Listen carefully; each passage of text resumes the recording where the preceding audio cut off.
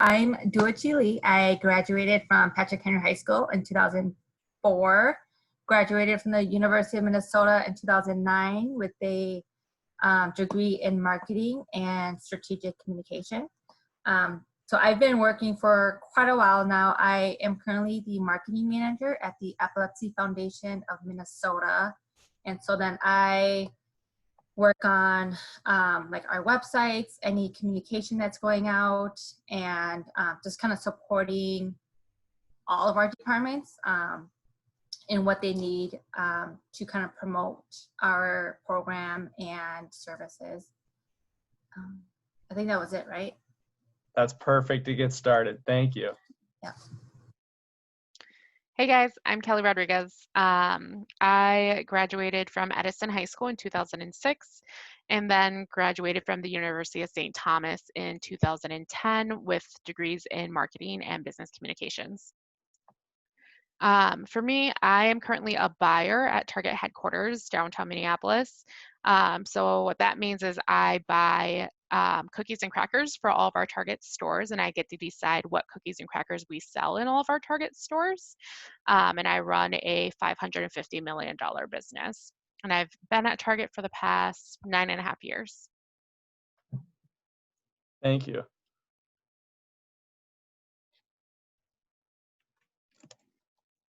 Hi, everyone. Am I the last one left?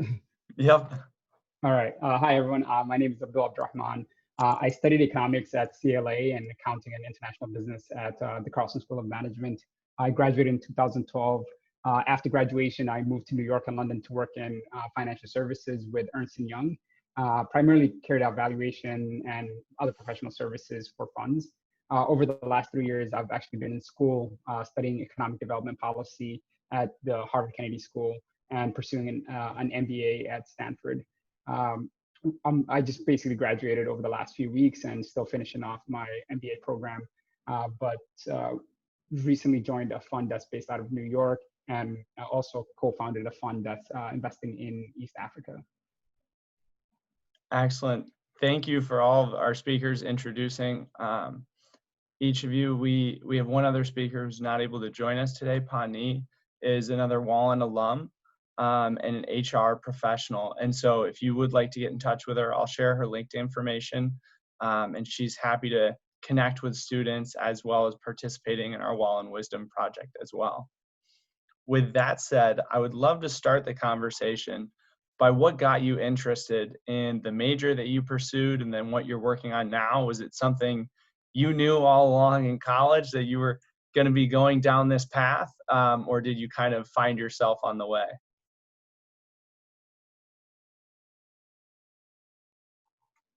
And like I said, we tend to do popcorn style. So unless you want to be called on, I will let each of you take turns. I can kick off this one if you want. So I think for me, when I got to the U as a first generation student, I was really confused about majors and I really didn't know what I wanted to pursue. So I used the first year to really explore a few areas that I knew I was somewhat interested. I knew that I loved history, and I took this. I remember I took this history class my fall quarter freshman year, which was really focused on 1950s to the 2000s and just changes that are going on in the world. And at that point, we started learning about China and China's economic development, and really was drawn into economics from that course and started thinking more about economics. This would lead me to actually eventually study abroad in Shanghai for 6 months during my junior year at the U. And I also had this interest area because in business, because in high school I had done some competitions in business and realized that I really enjoyed finance and accounting. So I felt conflicted. I had economics, which I became quite passionate about, and then business, but they were taught in two different schools. And I remember in high school I had applied to Carlson, but I wasn't accepted. I had a 3.8 GPA, did relatively well on the ACT, but I ended up getting dinged, and I was, although I was saddened by that, I met a senior who was a person of color at Carlson, and he was, very helpful in helping me reapply and put together a more eloquent and effective narrative to help me get into the school. And I think without him, I probably would have, just studied economics, but I was fortunate to have someone who could help me navigate the process. I wish I knew about programs like Wallin where I could talk to someone and they could guide me in kind of picking that career. But I felt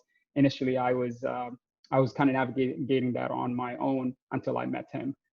But I think the key thing, I guess, a piece of advice would be just figure out what you're passionate about, and you'll be able to find a job in that as long as you can get into the right program. So yeah, so I also went to the U, and I also had degrees in 2 different colleges, and so I did start with at Carlson School of Management, and I've always known, like, since high school that I wanted to go into business, or in some sense. And so when I went to Carlson, I really was just like looking at the different majors and trying to figure out which one was the best fit for me. And I really enjoyed marketing. I feel like, you get that business aspect, but you also get some creativity in there. And so that's what I chose. But then I'm very much a liberal arts person, and so I was really missing that. And so then I applied to the School of Journalism and picked up a strategic communication major there as well. And so then I feel like my education was really balanced based on what my professional goals were, but also what I liked as like personally as well. And so I think that really helped me kind of get through college. And I've been, like, Kelly has been at Target for a long time, and I am the complete opposite, where I've been like jumping positions and jumping like companies, and I feel like I'm just I'm the type of person who likes to do everything, and so then I get bored really quickly, and so then I'm always trying to figure out like what else I could do, what more I can do. And so so since I've graduated from college, I've been at at least 4 or maybe even 5 different places. So like 2.5 years per place, and just trying to figure out like where my like end goal is. And I'm still trying to figure that out. I think after working for so long, and I really enjoyed everything I've done. And so I am always trying to find a position that kind of could encompass all of those things. And so for right now, the marketing manager position at Epilepsy Foundation does that, where I do a lot of communication, which I feel passionate about, but also kind of marketing, working with other people as well. And so, so that's kind of been my journey. I've been hopping around, but it's always been, better jobs, better pay, and stuff like that. So I've been really fortunate in that way. I'll round us out here. I would say in high school, if you would have asked me my first few years in high school, I would have told you I would have ended up as a teacher. I wanted to be a teacher so bad. Like, that was my dream. And a part of me still thinks maybe one day when I maybe retire from the business world that I'll go back and teach and help people understand business. But I ultimately changed that course and went into the business field. And I mean, I'm half Asian, and one of my typical Asian, my mom, she, wanted me to be a doctor or a lawyer or something that makes a lot of money. So that ended up changing my course to the business focus. But I would say as I entered college, I didn't know what specifically I wanted to do within business. I thought that I would start with a finance degree, and that's kind of where my head was at my freshman and sophomore year. And at the end of my sophomore year is when we had to officially declare our major. But as I took some classes, and I love math, don't get me wrong, I love math. But when I took finance classes and accounting classes, it was just a ton for me. And I didn't want to get bogged down, especially after I took accounting, of understanding all the different rules and laws and escrow and all of the was not interesting to me at all. So the last semester of my sophomore year, I was like, oh my God, I need to pick a major, and I have no idea what I want to do.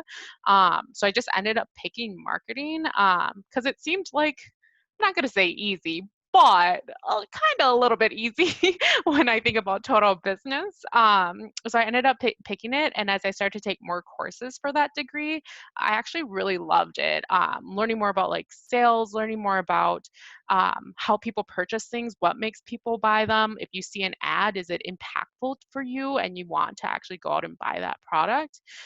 So I actually like really loved all the courses that I ended up taking, and was able to like actually keep with that degree, and end up graduating with that degree. And then I added business communications, because it was maybe like 4 more courses that I needed to take that didn't overlap with my marketing major. So it was a really easy add-on degree at St. Thomas.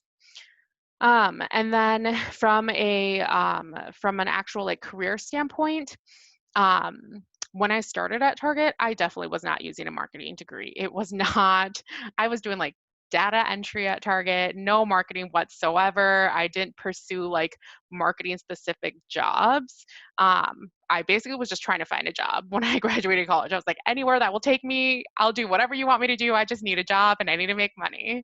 Um, but as I got to Target, I learned so much more about like the different career paths at Target. And so I went from like data entry, I went to supply chain. I did a few roles in supply chain, and then I moved over to the buying side.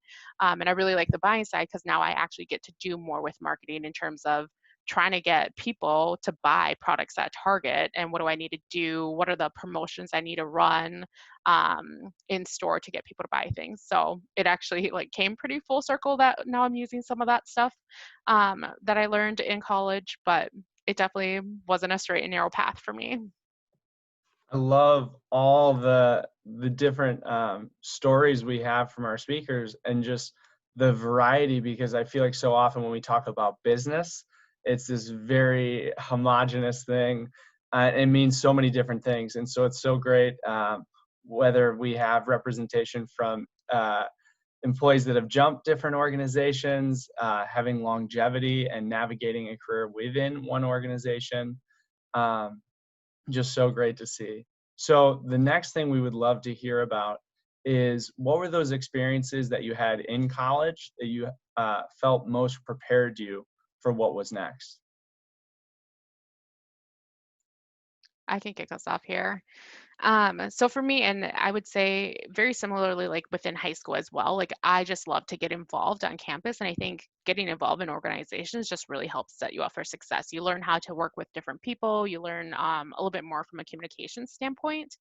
So in college, I worked on campus. So I was a resident advisor, which just helped me be able to connect with people, to lead people, to organize events for people to attend, for my residents to attend.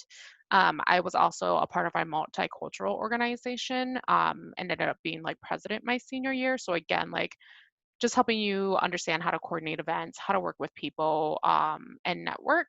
Um, and then worked on various other like jobs on campus. So I think just really getting involved in school and campus really helped me to be able to like build those connections, and learn how to continue to work into those group formats. And then I also had a job outside of college as well, working at Herberger's department store, selling shoes. So that also taught me a lot too, just already getting into the workforce.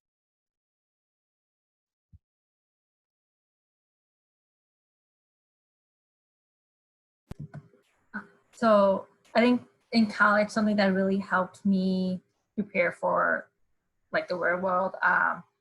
So at Carlson, we had like all of our classes, we always had a group project, and that really helped me just like work with different individuals and kind of understand how different people work. And I think it made me really well-rounded, and just like knowing how to communicate better with different people, and kind of meeting them where they're at. And so that in marketing is really important for me, because then I'm working with like 4 different departments in our organization, and I'm like one of the few people who actually do that. And so it really helps me to get my work done if I know how to communicate with the 4 or 5 different individuals that are directors of different departments. And so that's been really helpful.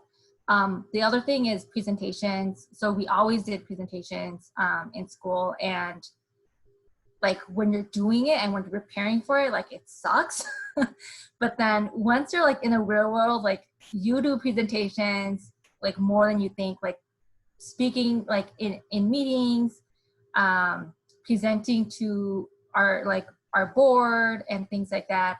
It's really important, and I feel like it's a skill that really gets you noticed in your workplace. And so definitely when you are working on presentations, really kind of think about how you are like presenting yourself and your kind of public speaking voice, and that really helps you with work.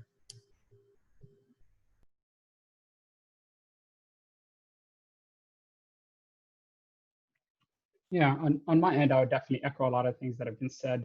It's very similar to Kelly. I led a number of student clubs while I was on campus. I was actually the president of my fraternity. And I think a lot of the skill sets in managing other people and managing other leaders on campus was really essential to my work, especially as I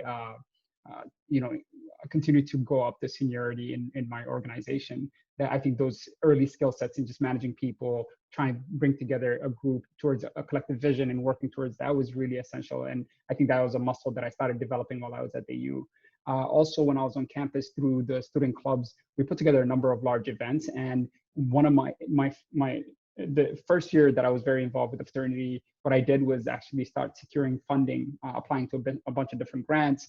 And, because I was a finance guy, they were like, Abdul, you run with this. But it enabled me to actually start putting together very articulate memos and requests for funding, which really transitioned well into my career in finance. Even as an investor now, I still use some of those skill sets in thinking through, how is the budget going to work? How do you actually carry out the program? What are all the steps that you need to do to ensure that it's a success?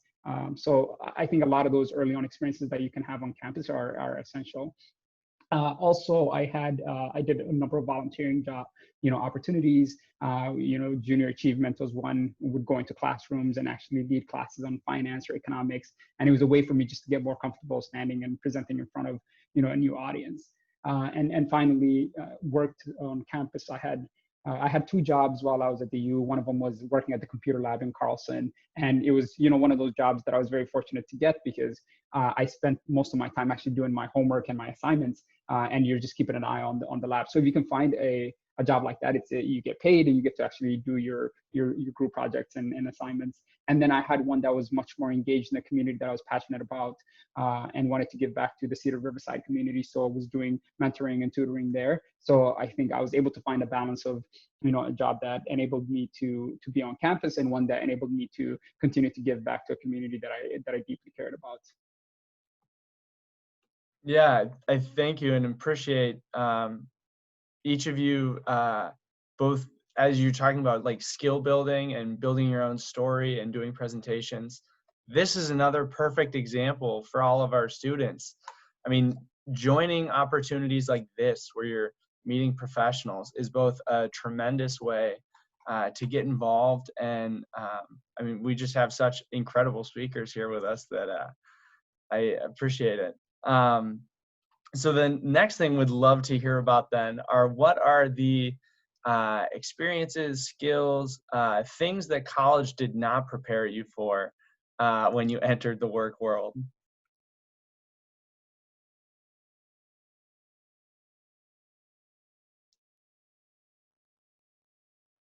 It can be big or small.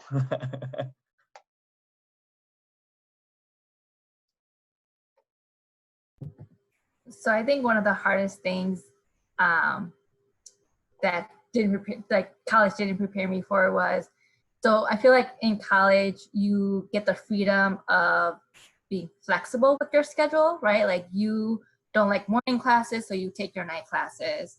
And that was very much me. Like I was not a morning person. I had a lot of my classes at night, and there were days where like my day started after like 1 o'clock. And would go until like 9 or 10. And that was the schedule I liked. And so when I had to start working again and wake up at 7 and be at work at 8, it was really hard for me. And I feel like it's still really hard for me right now. And so that's definitely something. I mean, I just feel like if you're not a morning person, you're just never going to be prepared for that. But I feel like college was so flexible and I loved it. And so then when you start working, you don't get that. But I mean, so my position right now, and I feel like with a lot of nonprofits, you do have a little bit more flexibility with your schedule. And so so my job before this, I always had to be like in the office at 8 o'clock. And with my position now, like there is flexibility of I could go in anytime like between 7 and like 10 o'clock if I wanted to, as long as I like put in my hours and stuff. And so I feel like a lot more organizations are being a little bit more flexible now, which is great. But I feel like just having that set schedule Monday through Friday was really hard for me to kind of get used to.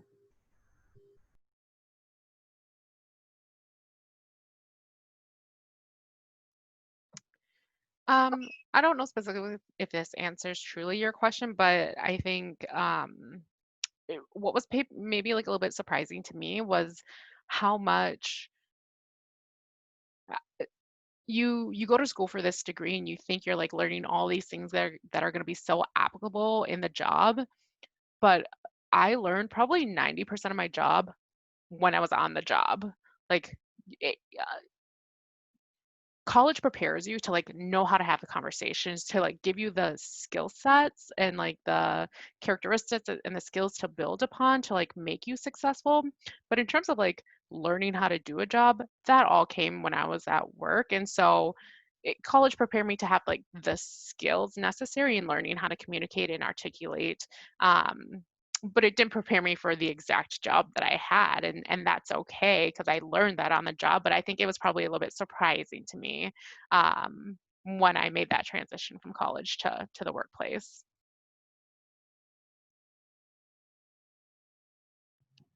Yeah, I think very similar to that. I would say one of the things that really surprised me when I got to the workforce that I think school didn't prepare me for was the lack of spontaneity in my day. Your schedule becomes very structured. You get to work at like 8:30 and you're there until sometimes between 7:30 in finance. Sometimes you're there till midnight, 1 a.m. And it just like there's meetings, there's like a lot of things that you just have to get through, so you're constantly in front of your computer. And I think in undergrad there was you'd have maybe one class in the morning or two classes, then you have like a long break, you're able to go home, relax for a little bit, hang out with friends, and then do whatever you need to do. So like you manage your schedule. And I think while I anticipated that would be the reality when I got to a work environment, I just wasn't completely ready for having like all this back-to-back structured days. So that was probably like one of the things that I don't think school prepared me as well for. And I think it's hard for school to do that unless you have like classes like high school or middle school style, where you're in school from 8 a.m. to like 4 p.m.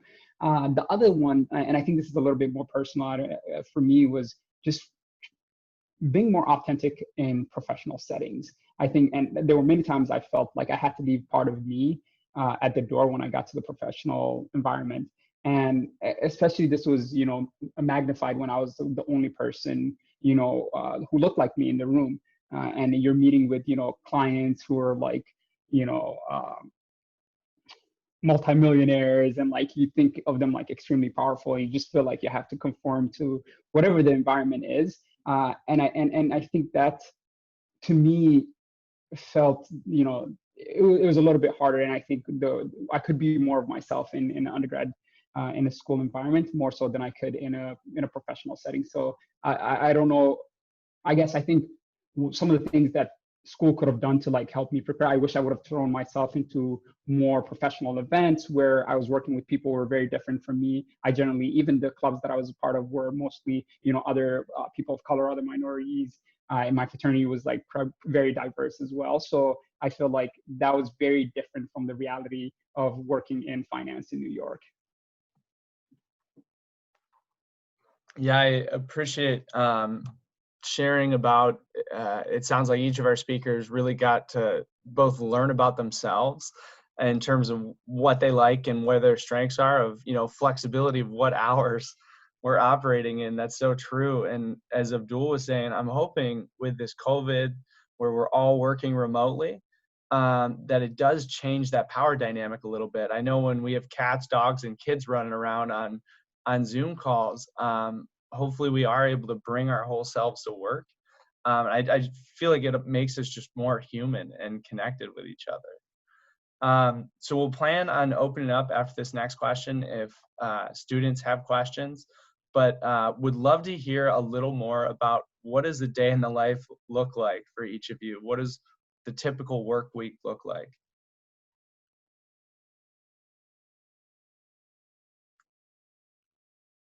I'm happy to jump in here.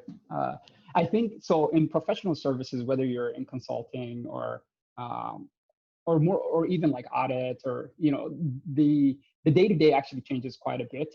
When you're initially come into the organization, you're a junior member, let's say you're an associate, you spend majority of your time either at the client site, and you work very closely. It's very collaborative. It's a team of you, and you're trying to carry out a project for the team.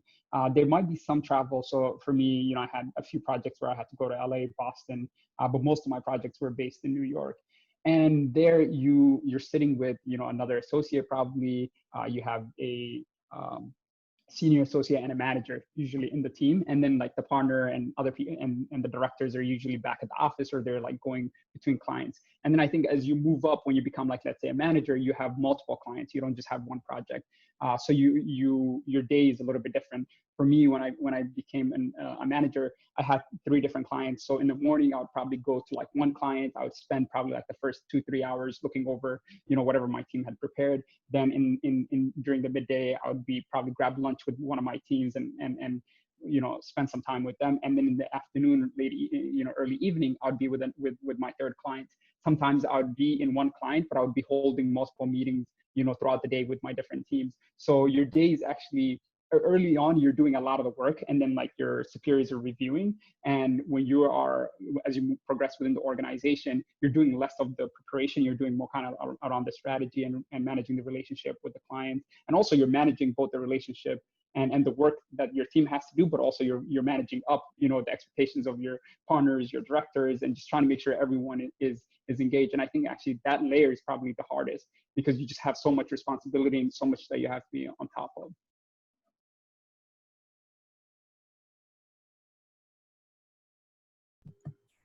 So I think with my day, it's different every day. And so I feel like within my position, it's really important to have like really good time management skills and multitasking skills even. A lot of my work depends on what other departments need. And so like right now is a really busy time for us, because we have a lot of like fundraisers coming up, a lot of events and programs. And so it's really busy right now. And I feel like I am like from the time I start work until I leave, I'm always just working on something. And then kind of like in the middle of a job, like people will come and say, hey, you know, I need to get this done. I need your help like with this, like ASAP.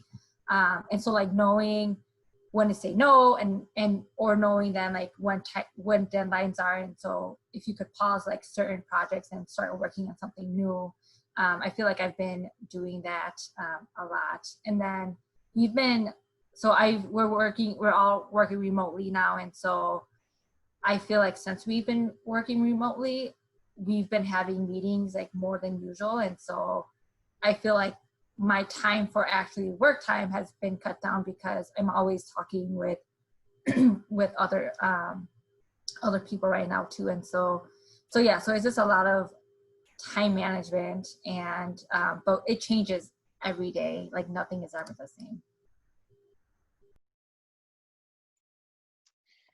Similarly for me, like every day changes, but I can tell you a little bit more just kind of like the core of what I do. So as I mentioned, I'm a buyer for Target, and I buy cookies and crackers, which basically means I work with vendors to decide what products we're going to sell at Target. So if you ever go to Target and you buy Oreos, I made that happen. But basically, so I'll work, to give you an example, with the Oreo vendor. I work with them and I help influence what type of flavors they're coming out with. So for Oreo, they do a really good job of having limited edition flavors every year.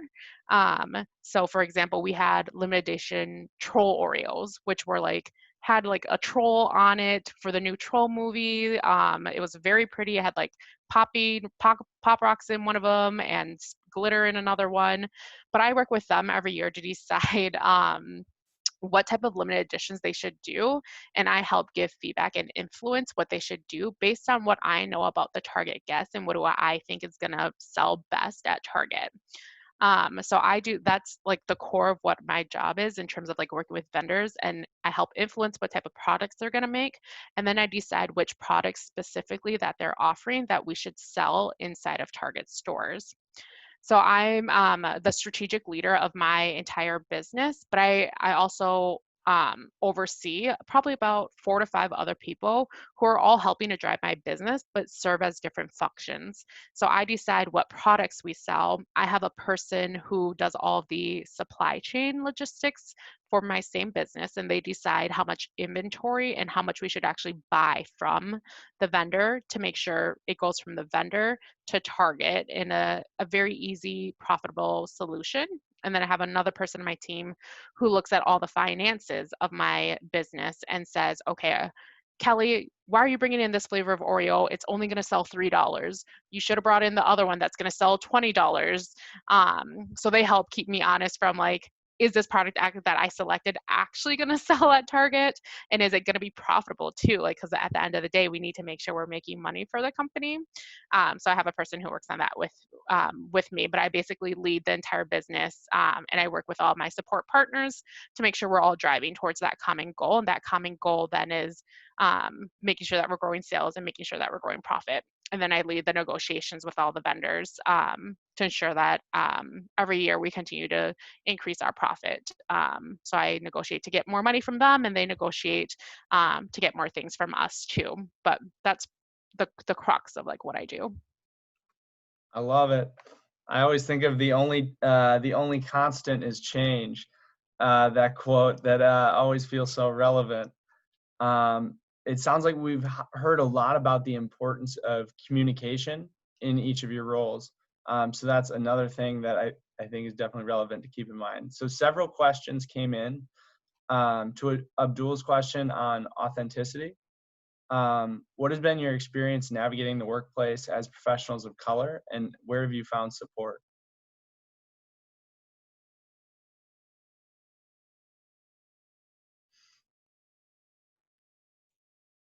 I think for me at Target, sometimes when I tell people about what Target is like, I kind of actually really compare it to college. At some points, I feel like at least the downtown office of Target, it's kind of like a college campus. Like we have organizations like at work. So we have an African American business council. We have an Asian American business council. We have a Hispanic like business council. We have women's business councils. So we have all these different like organizations that you can join, and Target encourages you to join it and go to different events that they put on to learn more, and to like just better yourself and help yourself grow. And so as I like navigate like that experience and being a person of color, obviously like I leverage some of those different organizations to help me, and get people that I can network with and to talk about it, get mentors who have been at Target longer than I have to help me understand like what are the best ways that I can help like navigate as a person of color. I would say Target has been doing a really great job of like trying to get other types of programs in place to help just with the advancement for people of color. So, for example, I was given a sponsor at Target purely because like they see me as high potential, and they know that like we're probably at a disadvantage as people of color, and so they, as a way to like continue to help me grow and ensure that I'm like getting what I need to go far, they gave me a sponsor. So I meet with that sponsor once a quarter, and she helps, she's at the same level as my leader, but works in a different area. And so she helps me try to navigate my career, helps give me advice. And then specifically, like, I mean, we talk a lot about being authentic at work, and everyone tries to show up in that way. And when I have a really great team right now, and so I think my leader does a really great job too, driving that conversation for our team. Um, yeah.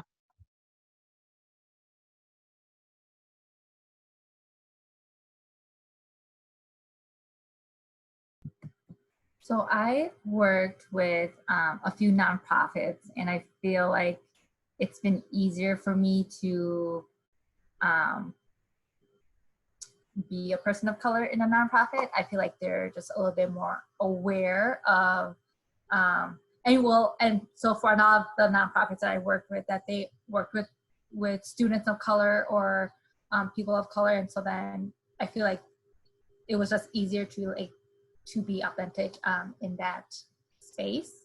But then kind of what Kelly said is, I think it's really important to find a mentor or someone that you could talk to outside of work and really have those conversations with. I've had really great HR managers who, like, if I needed to talk to them, I could.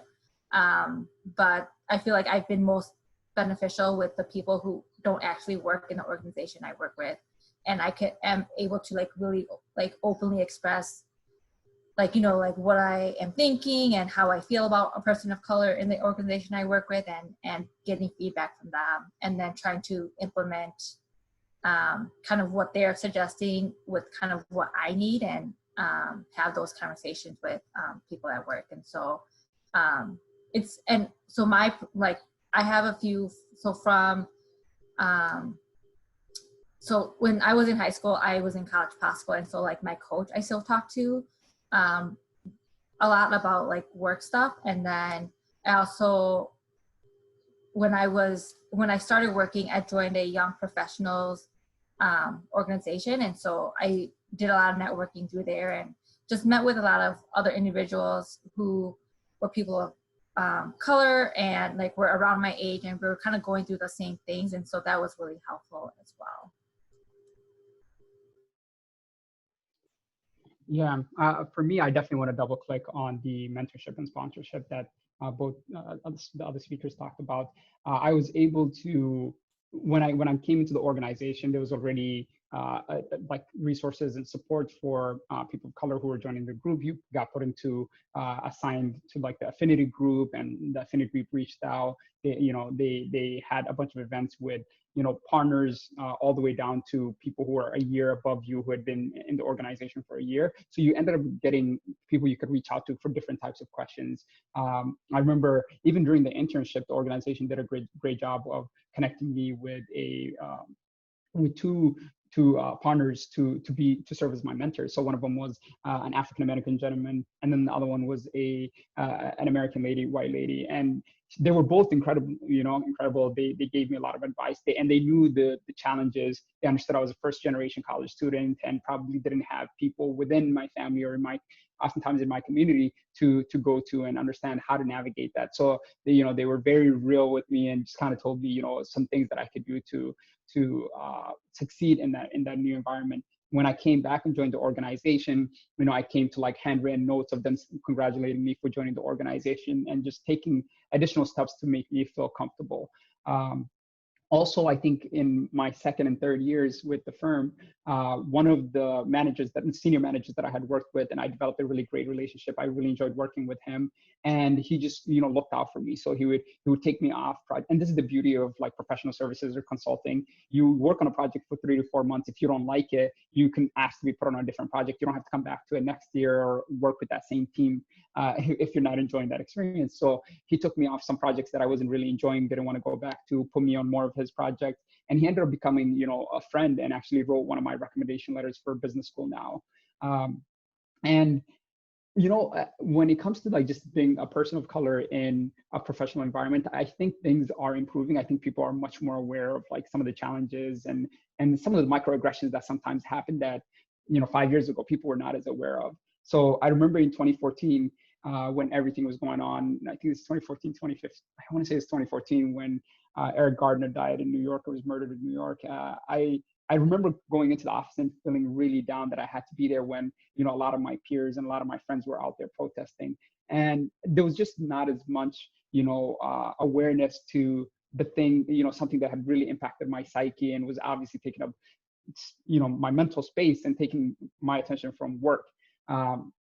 Versus I think now, even in, you know, the firms that I've been working with, you know, similar to how Matt started off the conversation, they acknowledge the realities and the circumstances of this nation. And I think there's much more awareness and just being able to bring attention to it and say, we acknowledge this. If you want to talk about this, know there's spaces for you and there's support for you, I think goes a long way in you feeling you can, and at least for me, feeling I can be more authentic and be vulnerable in sharing like what I'm thinking, what I'm processing, and if I need to maybe work from home that morning, just so that, you know, I can be there and be around support that I need. So I think hopefully, you know, over the next few years, we'll continue to see that transition and people just being more aware. Also, there were a lot of professional groups outside of work. So there was like the Black Business Network, there was the National Association of Black Accountants in New York, and there were also other pre-MBA type of programs that I got involved with, and which helped me talk about some of the issues that I felt like maybe I couldn't discuss at work. Well, I'm loving everyone sharing about resources, hearing that they're available both inside your organizations and then reaching back like College Possible and connecting with relationships and continuing those on throughout life. I think the biggest takeaway I have is it sounds like each of our speakers continued to take the initiative to drive those conversations with mentors and leverage sponsorships. Really like that advice. Another question that came in is talking about going right into grad school versus the workforce. In this day and age where we talk about lifelong learning and our roles are constantly changing, how do you make that decision, you know, entering the workforce, and what did that look like for each of you? I can jump in first quickly here. I think for me, when I was graduating, I knew that if I wanted to do an MBA, I didn't think I wanted to do any other degree. I just thought I was going to do an MBA. I knew I needed some professional experience. At a minimum, most programs require about 2 years. And so for me, I knew I would probably come back to it at some point. But there are a lot of opportunities where you don't need to go back to get a graduate degree.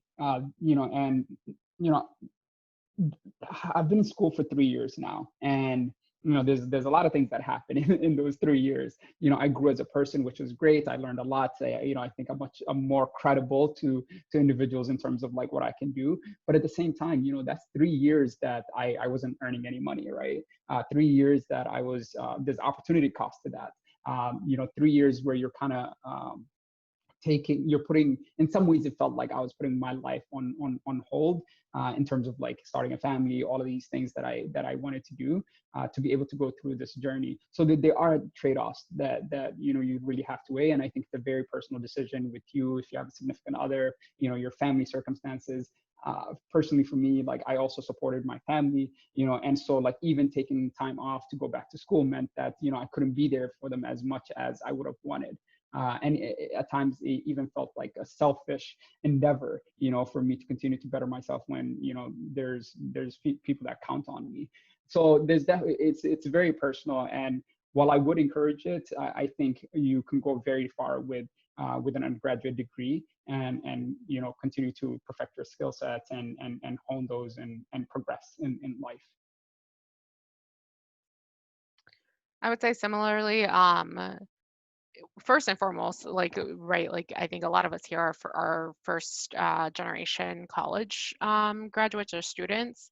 And so I would say like growing up, my like ultimate goal was like, I need to go to college and I need to graduate. That was kind of like my foresight that I had. I didn't even think about grad school or MBA because it was always, the goal was always complete college. And so for me, after I graduated, I went right into the workforce. because like I wasn't even thinking about grad school. But even in the back of my mind, I knew if grad school, you still needed professional experience. And I similarly, it was like a 2-year, like you need a 2 years experience before you go to get your MBA. So then started work, had been working, and then at Target is really like when a ton of people started talking about like going back to school, going back and getting their MBAs, to the point where I'm now like, shoot, like, should I get it? And I'm trying to outweigh that cost now too. Like, if I want to go back, like, what I'm trying to understand is, will it ultimately help me get to a new role that I can't get to today with just my bachelor degree? And if the answer is yes, like, what is the opportunity cost? Similarly, if I go back to school for 2 years and have to pay X, but it won't earn income. So I think that's kind of the point that I'm at right now. But yeah, that's kind of how I made my decision to go straight into the workforce, because I wasn't even thinking about grad school back then. If I can jump back in real quick. Also, grad school is expensive. If you have undergraduate loans, like I had to take loans for grad school, and that's like on top of not earning income, you're taking out loans most times. So something to consider as well. Yeah, so I mean, to echo both of them, I think it's really important to get experience before you go to grad school. But and I mean, in a perfect world, right? You pick the right major, you go to grad school, and you just find the job that you like. But realistically, like I could have like went into marketing and hated marketing. Like after like professionally like working in it, like I could have hated it, and then but if I already spent all that time and money in grad school, then it's a big waste of time and money. And so I think it is really important to take some time and go into the workforce and really figure out if you really like that line of business, and if that's the right place for you.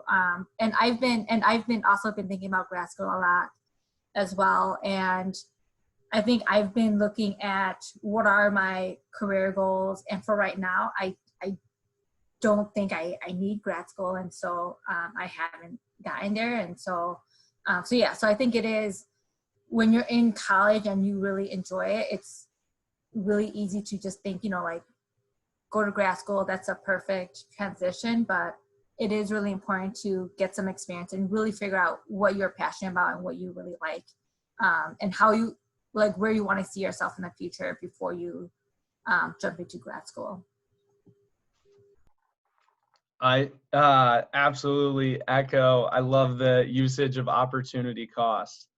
That I think this is great advice, and just having that self-reflection and stepping back and really seeing, what is the point of what you're trying to get out of it. And as Abdul said, it's both giving credibility and, potentially creating more access, and it's figuring out, is that a need? As Kelly shared, she's on the high potential list and, continuing to navigate career. So it's really figuring out the role that plays. For our final question, we would love to know, looking back on yourself in college, what advice would you have given yourself from where you are today?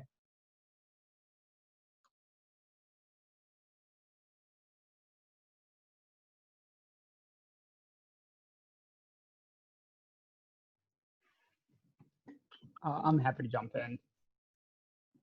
I think this is advice that I would have given myself, but also I would love to give to all of you on the call.